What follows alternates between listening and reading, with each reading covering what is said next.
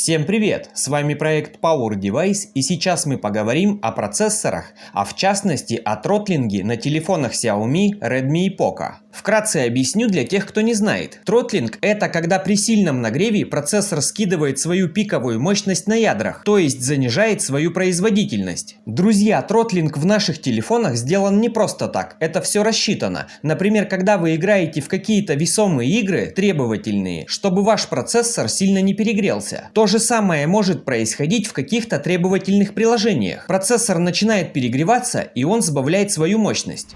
Естественно, друзья, в такие моменты, когда смартфон скидывает свою мощность на ядрах от перегрева, во время игры у вас начинается просадка FPS, возможны мелкие фризы и так далее. Так вот, забегая немного вперед, скажу, что есть новый способ это оптимизировать. Смотрите, если мы зайдем в настройки, приложения, все приложения, нажимаем три точки «Показать системные приложения», в поиске пишем JoyOS. Это системное приложение Xiaomi, Redmi и Poco. Так вот, друзья, на просторах интернета можно найти такой способ, что если это приложение отключить или заморозить, то тротлинг на нашем смартфоне становится в разы меньше, производительность вырастает. Но в данном ролике речь пойдет о другом способе, и этот способ гораздо лучше. Но работать мы будем с тем же приложением JoyOS.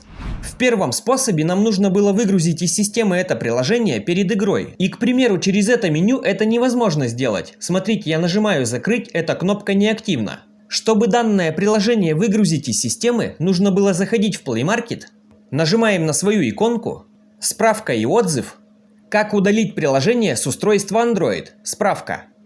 Нажмите, чтобы перейти в настройки. Тем самым, вне зависимости от вашей оболочки Xiaomi, вы попадаете в менеджер приложений. Данный менеджер скрыт в системе, через настройки просто так в него не зайти. Здесь нажимаем «Еще», «Показать системные процессы», пролистываем практически в самый низ и находим приложение JoyOS. Отключать полностью его не получится, но его можно остановить, да и отключать это приложение я не советую, сейчас объясню почему, и также покажу лучший способ. И если перед игрой или во время игры мы нажимали «Остановить это приложение», то тротлинг процессора практически не появлялся. В чем же заключается новый способ? Смотрите, вот это тротлинг с новым способом. А это тротлинг со старым способом. Все эти тесты я специально проводил на своем смартфоне. Я удивился, но это действительно работает. Вечером, когда зарядка моего смартфона была практически 50%, я остудил смартфон, отключил интернет и провел тротлинг-тест. Даже яркость экрана я специально выставил на 50%. Тест проходил 30 минут. Далее на утро следующего дня я также остудил свой смартфон, отключил интернет, также разрядил смартфон до 50%, выставил такую же яркость и точно в таких же условиях, только с новым способом, я провел 30-минутный тест. Все то же самое. Как вы можете видеть на своих экранах, тесты сильно различаются. Здесь примерно на 15-й минуте начался небольшой тротлинг и продолжался до конца теста. Если обратиться к этой программе, то здесь написано: производительность смартфона в плане тротлинга составила 82%. То есть данный телефон тротлил на 18%.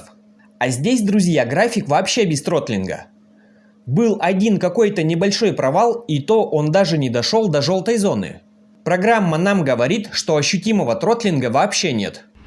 На самом деле все очень просто. Если мы в основных настройках зайдем в приложение JoyOS, то увидим свою родную версию приложения. У меня это 2.2.48. Так вот, совсем недавно Xiaomi выпускали новую версию 2.3.10. Xiaomi описали эту версию как более улучшенную и оптимизированную. Отталкиваясь от этого, я и решил провести два тротлинг-теста. Сперва на старой версии, потом обновил это приложение и на следующий день провел еще один тест. Результаты вы уже видели. Друзья, советую обновить это приложение, а не отключать его перед играми, так как оно защищает наш процессор от перегрева. Ведь это приложение придумано не просто так, не для того, чтобы портить вам производительность, поверьте.